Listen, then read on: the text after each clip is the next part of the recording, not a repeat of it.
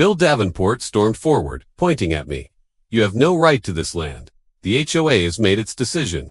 You're defying us by turning it into a wildlife reserve. I stood firm. This is a wildlife reserve. It's legally protected now. You've trespassed, Bill scoffed. No one cares about that. This land is ours. According to HOA agreements, you're trying to pull something, and it won't work. I didn't flinch. The legal paperwork was in place, but I knew Bill wasn't the type to back down east. Leave my property, or I'll call the sheriff. Bill hesitated but quickly recovered. You think the sheriff will side with you? Your kind doesn't belong here. I kept my ground. I had no intention of giving in. The HOA's retaliation was swift and calculated. As soon as Bill's confrontation spread through the community, the narrative shifted. I was no longer the person defending my land. I had become the enemy. They painted me as a threat to the neighborhood's harmony. Word spread quickly that I was trying to take back land that wasn't mine. It was a powerful smear campaign that portrayed me as someone undermining the very foundation of the community. For years, the HOA had maintained control over every aspect of life here. They dictated property values, controlled the appearance of homes, and even set rules about parking and landscaping. It was their way or no way. They held the power to impose fines, adjust home values, and enforce policies that suited their vision of what the community should be. It was a tightly run system, and anyone who stepped out of line was swiftly dealt with. The HOA was a will machine, its members working in unison to protect their interests, and they had never encountered anyone like me. I wasn't the type to play by their rules. For me, this wasn't just about the land. It was about principle. I had spent years building something that mattered to me and to the local wildlife. To them, it was an eyesore, a blemish in their vision of an ideal community. Their ideal was one of pristine lawns and cookie-cutter homes. Anything that didn't conform was a problem, and I was the latest problem to deal with. But I wasn't backing down. I had worked hard to cultivate the area around my home into a sanctuary for wildlife. What others saw as barren desert, I saw as a thriving ecosystem. Over time, it had transformed into a haven for birds, lizards, and rabbits. The desert, once thought to be empty and desolate, had become a place of life and regeneration. It wasn't just a personal project. It was a commitment to the environment. I had spent years planting native vegetation, creating habitats, and allowing the land to return to its natural state. To me, it was a symbol of resilience and respect for nature. However, that wasn't the issue in the eyes of the HOA. Their real concern was that I had gone public with it. I had made it known that my land was more than just a private residence. It was a wildlife reserve. This was a direct challenge to their vision of development. They had been eyeing the land for years, looking for an opportunity to develop it into more luxury homes. In their eyes, the wildlife sanctuary was an obstacle to progress, a nuisance to the real estate market. The fact that I had made it official, with legal protections and environmental declarations, had only made it more difficult for them to move forward with their plans. I had thought that by securing legal protections for the land, I would be shielded from their interference. I had filed the necessary documents, had the area designated as a wildlife reserve, and had ensured it was protected under environmental laws.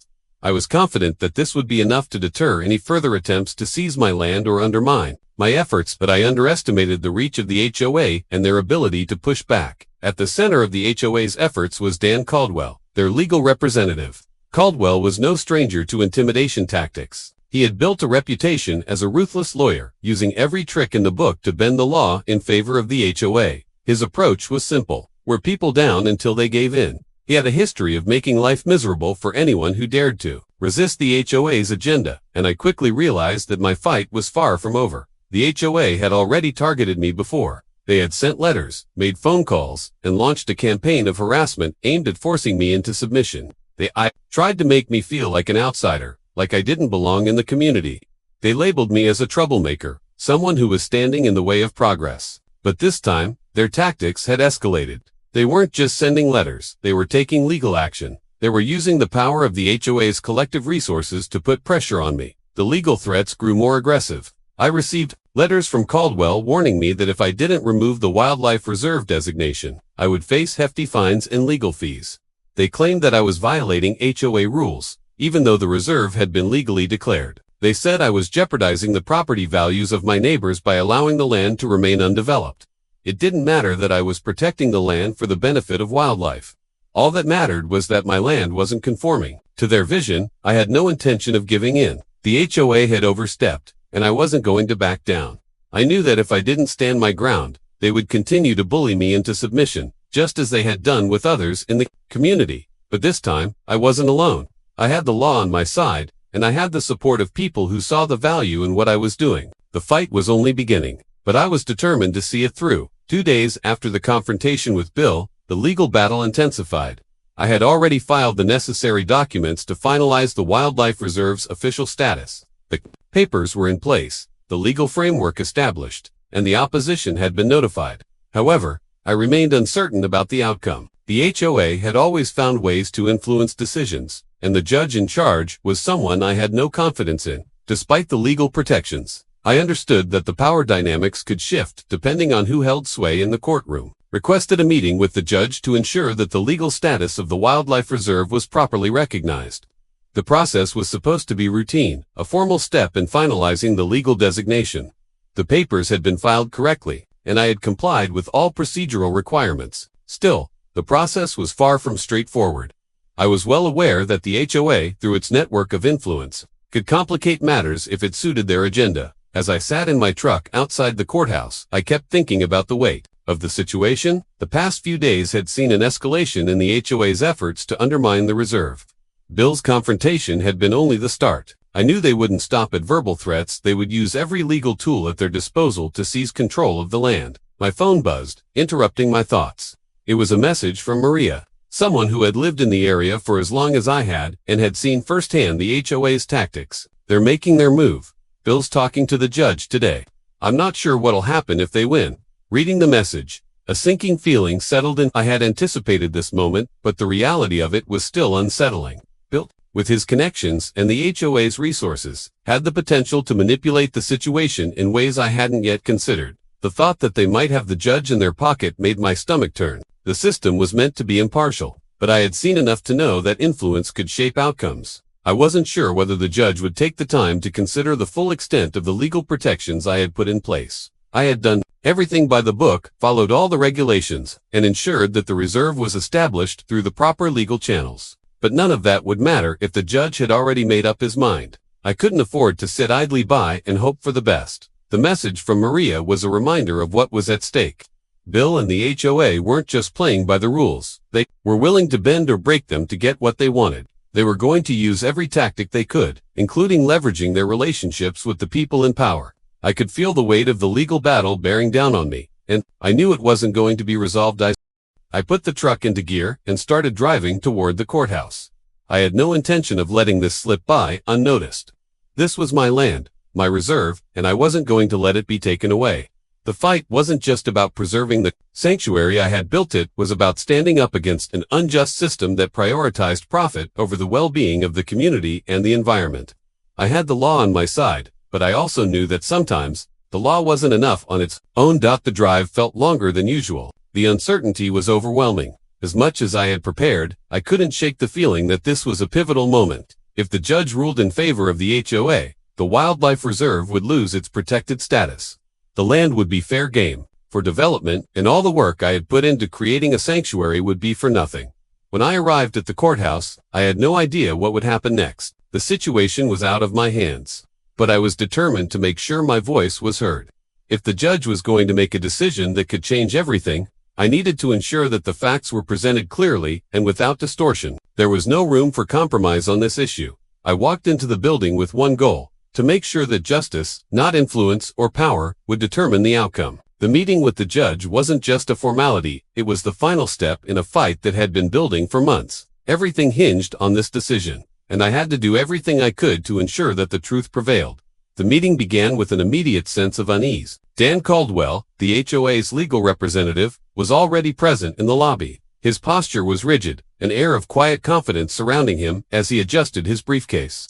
Beside him, Bill stood with his usual smirk, a look that seemed to convey more satisfaction than any actual victory. The display of arrogance was obvious. It was clear they believed they were on the winning side. As I approached, I spotted Judge Thompson. He was a figure I had encountered in the past, though never in this context. We had crossed paths in different capacities over the years, but today, the interaction was far more critical. Thompson's face remained neutral as he acknowledged my presence with a brief glance, but I caught the subtle shift in his expression. There was something in his eyes, something that made it clear he wasn't impartial in this matter. "Mr. Hayes," the judge said, his voice measured, deliberate. I assume you're here to fight your case, as usual. His tone wasn't hostile, but there was an undercurrent of displeasantness. It was as though he already had his mind made up about me and my cause. I gripped the legal documents I had prepared tightly, trying to focus. I'm here to defend what's rightfully mine. Your Honor, you know that. Thompson glanced at the papers I held before returning his gaze to me. He didn't seem to care much for the documents themselves.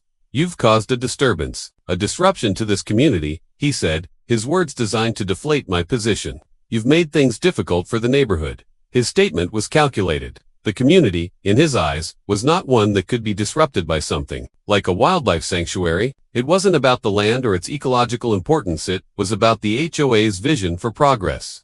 And that vision didn't leave room for projects like mine. Difficult, I responded, choosing my words carefully. I'm fighting for the future of this land, Judge. You've seen the plans. This HOA has nothing but greed in mind. They care nothing for the preservation of nature or the community's long-term well-being. They want to destroy this land to line their pockets with profits from development. The judge shifted his weight, clearly uncomfortable with the confrontation. He glanced at Bill and Caldwell. The moment was brief, but it was enough to suggest some kind of silent agreement, a subtle gesture of acknowledgement between them. Bill's smirk deepened, and I knew then that the stakes of this battle were not just legal, they were personal. You're misguided, Thompson said, his voice carrying an almost dismissive edge. The HOA has the authority here, not you. Not your sanctuary. The words landed like a blow. It wasn't just a statement about the reserve, it was a direct dismissal of everything I had worked for. The legal protections, the planning, the effort to ensure the land's preservation, all of it was rendered irrelevant in the face of the HOA's power. Bill's expression didn't change. He knew he had the judge on his side, and that certainty fed his confidence. His smirk became even more pronounced, as though he were savoring the moment. It was a feeling I had experienced before, this sense that I was up against more than just a legal system. I was up against a system of influence and power that had long been stacked in the HOA's favor. The judge, for his part, didn't even seem to acknowledge my rebuttal. His words were final, and the tone in his voice made it clear that he wasn't interested in further discussion. I had already lost him, at least in the sense that he was no longer willing to entertain my arguments. But I couldn't let it end like this. Not when I knew the truth of what was at stake. The land wasn't just mine, it represented a larger fight against an oppressive system that sought to exploit everything it touched. This wasn't just about a sanctuary. It was about challenging the power structures that took everything for granted, that thought they could trample over anything, that didn't conform to their ideals.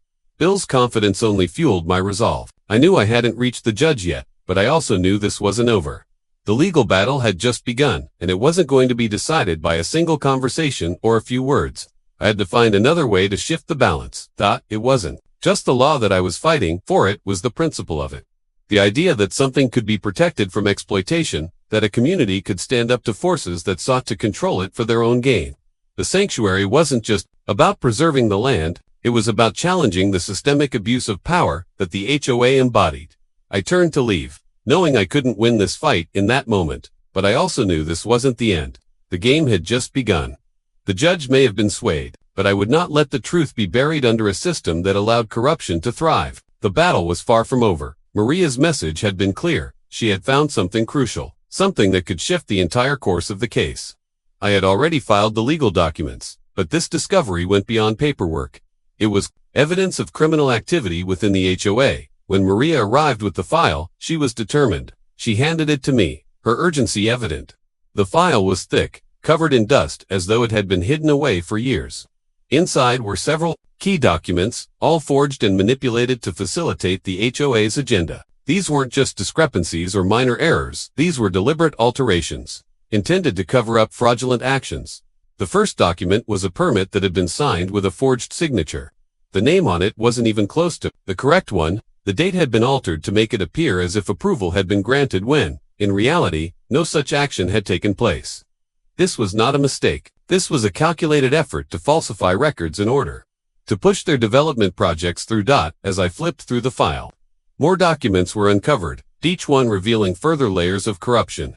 There were contracts with altered terms, approvals for land use changes that had been backdated, and communications between the HOA's legal team and contractors that showed clear signs of collusion. It was apparent that the HOA had been engaging in a long-running scheme to bypass legal processes. Bypassing required approvals and falsifying official documents to enable the development of the land. including the area I was fighting to protect. Maria's voice brought me back to reality as I examined the papers. If we show this to the court, she said, it's game over. They can't hide it anymore. She was right. This was the smoking gun I had been searching for, the evidence that the HOA had been operating under false pretenses, forging documents to serve their interests. It wasn't just about the wildlife reserve anymore. This was about the systemic corruption within the HOA and its legal team. They had been using fraudulent means to manipulate the system, to secure land and resources for development at the expense of the community and the environment. The significance of the evidence hit me hard.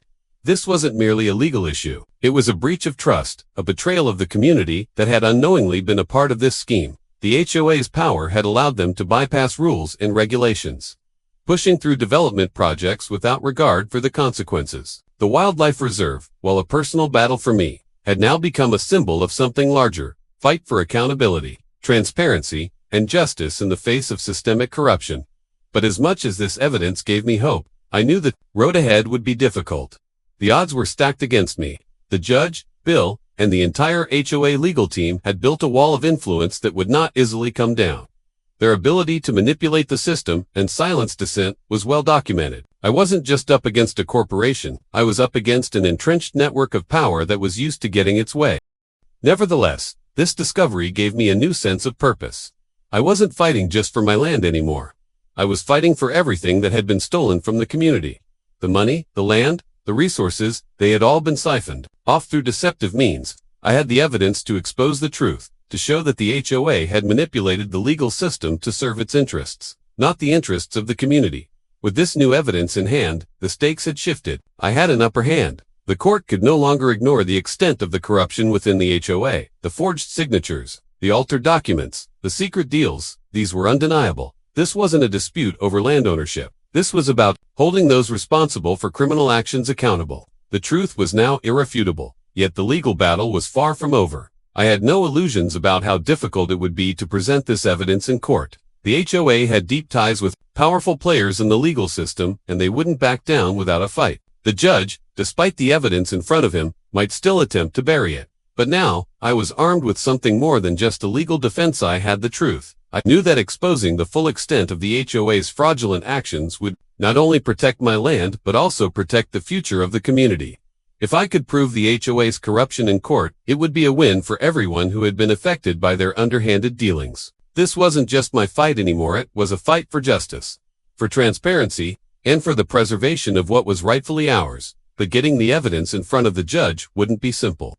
Caldwell would fight tooth and nail to suppress it, to discredit it. He would use every trick in the book to keep the court from acknowledging the evidence. I couldn't afford to be naive about what was ahead. The legal system wasn't guaranteed to deliver justice, but I had no choice but to push forward, to make sure that this corruption wasn't allowed to continue unchecked.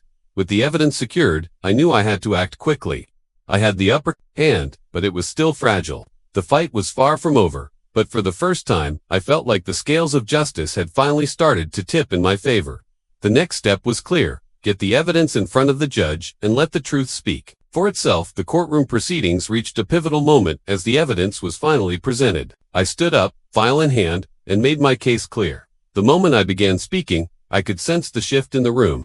This wasn't just a legal maneuver. This was the moment that could determine the fate of the land, my sanctuary, and the entire community's future.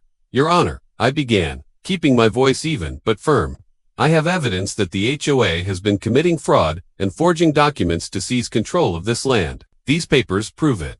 I could hear the subtle shift in the room as my words hit their mark. Bill and Caldwell, who had been so confident moments before, now seemed uncomfortable. Caldwell's usual smug demeanor faltered as he exchanged a quick glance with Bill, who had paled. The shift was subtle, but it was there. The documents in my hand were no longer just legal papers, they were the truth that could bring their entire operation to light.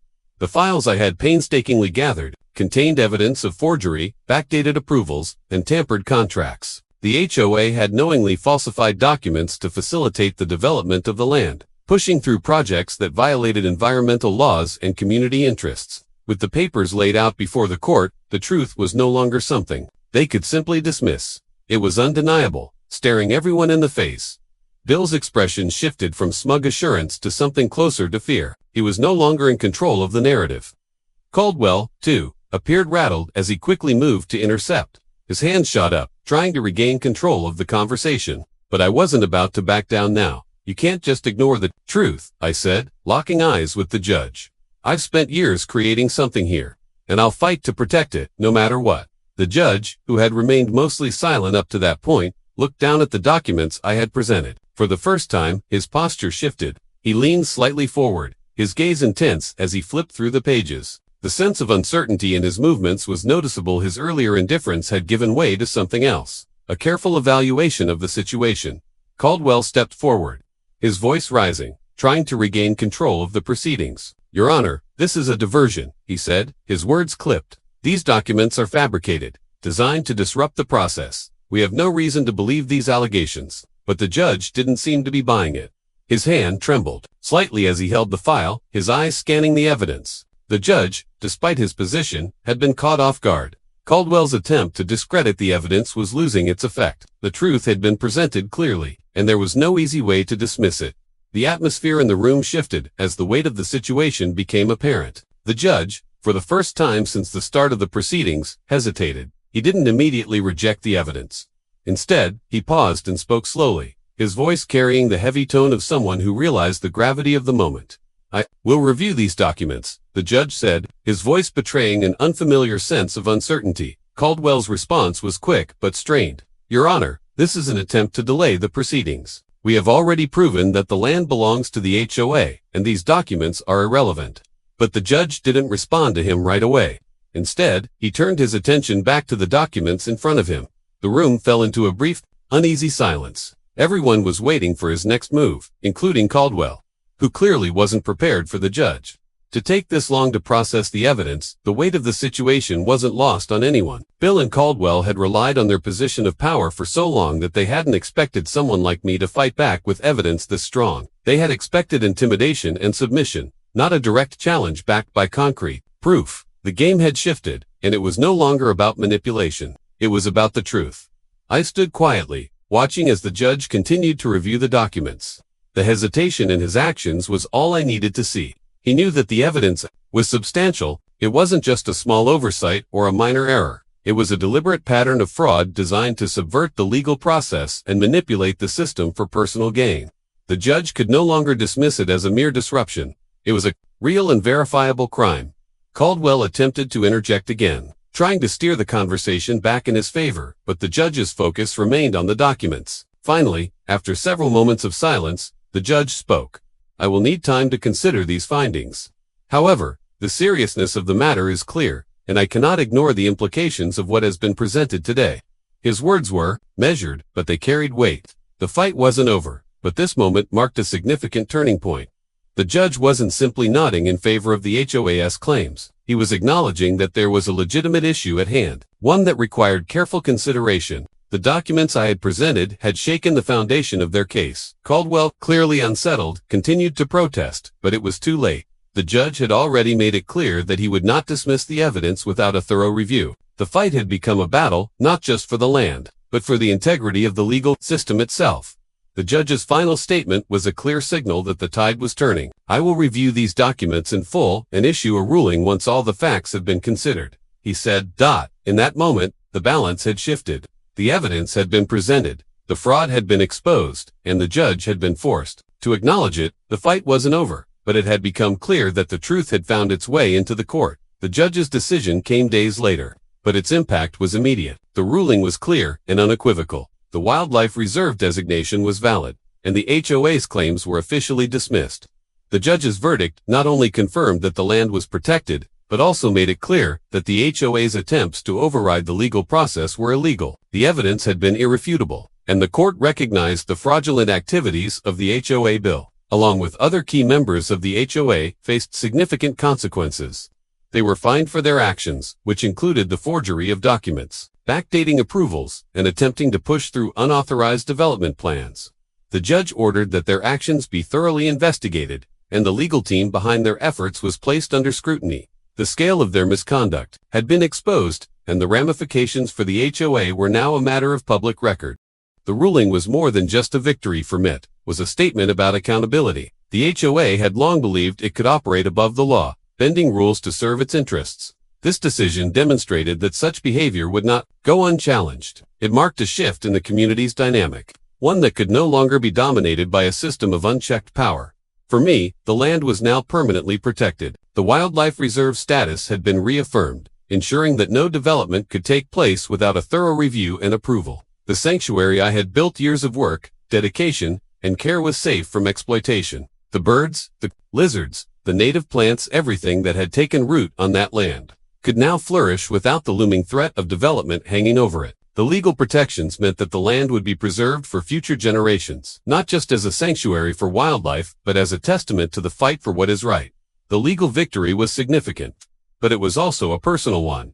The process had been long and exhausting. At times it had seemed as though the odds were insurmountable, with the weight of the HOA's influence bearing down from every direction. But throughout the struggle, I was not alone. Maria and others in the community had stood with me, offering support, sharing resources, and helping to uncover the truth that ultimately led to the victory. The people who had supported me throughout the battle played a crucial role in ensuring that the land was protected. This was not just my win. It was a collective one.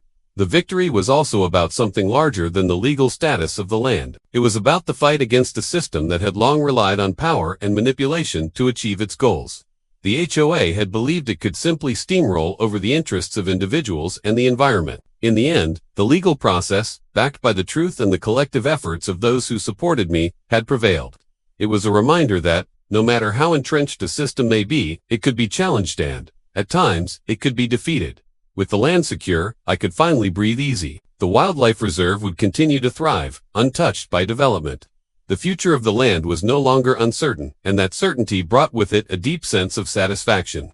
The battle had been long, but the outcome was clear. The sanctuary I had fought for would stand as a symbol of what could be achieved when people refused to back down against injustice. But beyond the legal protections, there was also a deeper, more personal sense of accomplishment. For the first time in a long while, I felt as though I truly belonged. The land, which had been so much more than just property to me, had become a symbol of resilience and determination.